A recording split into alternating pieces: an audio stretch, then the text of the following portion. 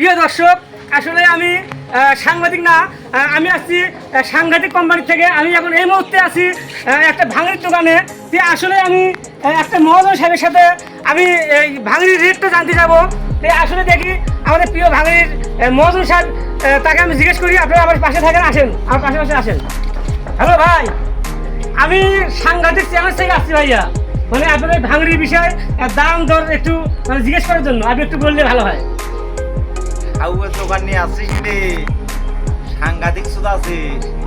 এমনি ভাঙড়ি ব্যবসা তোমাদের একাল থেকে তুই সাংঘাতিক সুদ আছে ভাই একটু ঠিক আছে। ভাষা খারাপ করা যাবে না, একটু ভালো হবে যদি বলেন। খারাপ করে না, আমি একটু ভাষা দেখছিস কি? আমি একটা সাংবাদিক চ্যানেল থেকে আসলাম।